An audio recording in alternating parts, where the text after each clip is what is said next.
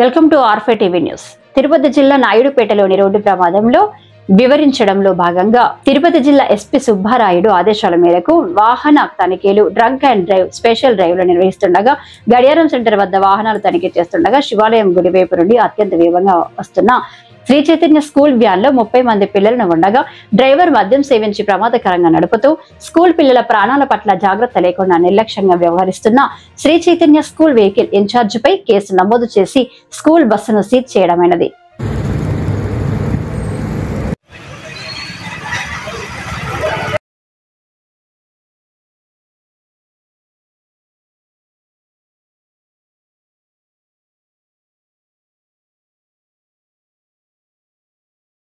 తిరుపతి జిల్లా వ్యాప్తంగా రోడ్డు భద్రతా నియమాల మీద వాటిని ఖచ్చితంగా అమలుపరచాలనే ఉద్దేశంతో అనేక చర్యలు తీసుకోవడం జరుగుతుంది. రోడ్డు ప్రమాదాలు తగ్గించాలనే లక్ష్యంతో దాంట్లో నిన్న ఈవినింగ్ సుమారుగా 3:30, 3:30 ఆ సమయంలో శ్రీ చైతన్య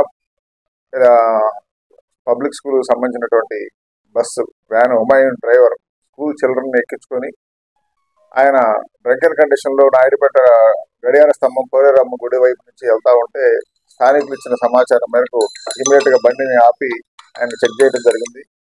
ఆయన్ని డ్రంకెన్ డ్రైవ్ టెస్ట్ చేస్తే సుమారుగా 280 వరకు ఆయన డ్రంకెన్ డ్రైవ్ టెస్ట్ లో వచ్చింది. అంటే చాలా ఎక్కువగా తాగినట్టుగా వచ్చింది. ఇమీడియట్ గా ఆయన అదుపులోకి తీసుకొని drunken drive, rash and negligent drive కింద కేసు నమోదు చేసి ఆ వెహికల్ ను స్వాధీనం చేసుకుని ఆ వెహికల్ ని ఎంబీఐ రోడ్ ట్రాన్స్పోర్ట్ డిపార్ట్మెంట్ వాళ్ళకి తదుపరి పరీక్షల నిమిత్తం పంపించడం జరిగింది. ఆయన ఆ విధంగా అతను డ్రంకెన్ కండిషన్ లో ఉన్నా కానీ ఆయన డ్యూటీలో ఎక్కించడానికి కారణమైనటువంటి ఆ వెహికల్ కి సంబంధించినటువంటి ఆర్గనైజర్ చైతన్య స్కూల్లో ఉన్నటువంటి ఏం పేరు సుధీర్ మీద కూడా వెహికల్ ఇన్ఛార్జ్ మీద కూడా కేసు నమోదు చేయడం జరిగింది. సో చిన్నపిల్లల ప్రాణాలు పణంగా పెట్టి వెహికల్ బస్ డ్రైవర్లు అలా చేయటం చాలా క్షమించరానిటువంటి నేరం. అందువల్ల విద్యా సంస్థల యొక్క యజమానులు కానీ ఆ వెహికల్ యొక్క ఆపరేటర్లు కానీ ఈ విషయంలో తప్పనిసరిగా జాగ్రత్తలు తీసుకోవాలి. ఇప్పటికే మేము అంతకుముందు ఎంబీఏ సహకారంతో అన్ని స్కూల్ బస్సుల యొక్క కండిషన్ ఎలా ఉంది, పర్మిట్లు ఉన్నాయా లేదా, ఎమర్జెన్సీ డోర్లు ఓపెన్ అవుతున్నాయా లేదా, ఇలా అన్ని విషయాలు చెక్ చేయడం జరిగింది. వాళ్ళ లైసెన్స్లు, పర్మిట్లు చెక్ చేయడం జరిగింది. అయినా ఈ డ్రైవరు లైసెన్స్ ఉండి డ్రంకెన్ స్టేట్ లో ఉండటం అనేది క్షమించరానిది. అదే కనుక టౌన్ దాటినట్టయితే ఇంకా పెద్ద ప్రమాదం జరిగిండేది.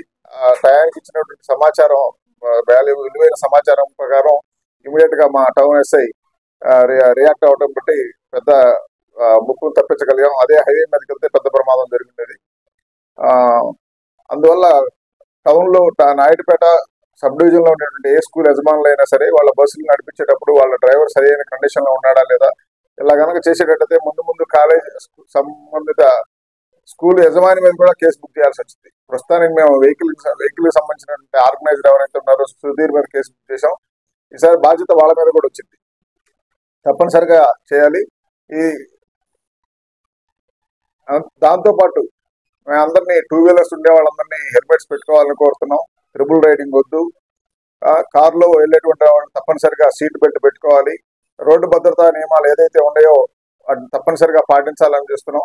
దీనికి సంబంధించి నిన్న ఈ రోజు నాయుడుపేట నుంచి తిరుపతి హైవే, నాయుడుపేట నుంచి చెన్నై హైవే వరకు ఉండేటువంటి దాన్ని నేషనల్ హైవే అథారిటీస్ తోటి, executive engineer, national highways, police అందరూ కలిసి ఆ పాయింట్ లో ఎక్కడెక్కడ రోడ్డుకు సంబంధించినటువంటి భద్రతాపరమైన చర్యలు, ఇంజనీరింగ్ లోపాలు సరిదిద్దడానికి ఏమేమి చర్యలు తీసుకోవాలనే మీద నిన్నంతా రోజంతా దాని మీద కసరత్తు చేయడం జరిగింది. వీటన్నిటిని రాబోయే 15-20 రోజుల్లో జిల్లా ఎస్పీ గారు, జిల్లా కలెక్టర్ గారు వాళ్ళ యొక్క డైరెక్షన్స్ మేరకు అన్నిటినీ సరిదిద్ది ఎలాంటి పొరపాట్లు రోడ్ ఇంజనీరింగ్ సైడ్ నుంచి లేకుండా ఉండడానికి సరిదిద్దడానికి ప్రయత్నం చేస్తున్నాం.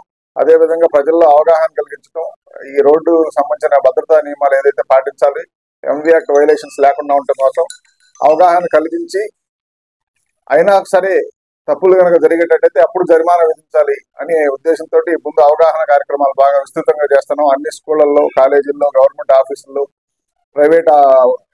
ప్రైవేట్ ఇండస్ట్రీస్ దగ్గర తప్పనిసరిగా ఇవన్నీ ఉండేటట్టు అవేర్నెస్ ప్రోగ్రామ్స్ కండక్ట్ చేస్తున్నాం. ప్రజలందరూ చైతన్యవంతులై ఈ రోడ్డు ప్రమాదాల నివారణలో వాళ్ళ ప్రాణాలను కాపాడటం కోసం చేస్తున్నటువంటి పోలీసులు చేసేటువంటి ఈ పనిలో అందరూ సహకరించాలని కోరుతున్నాం.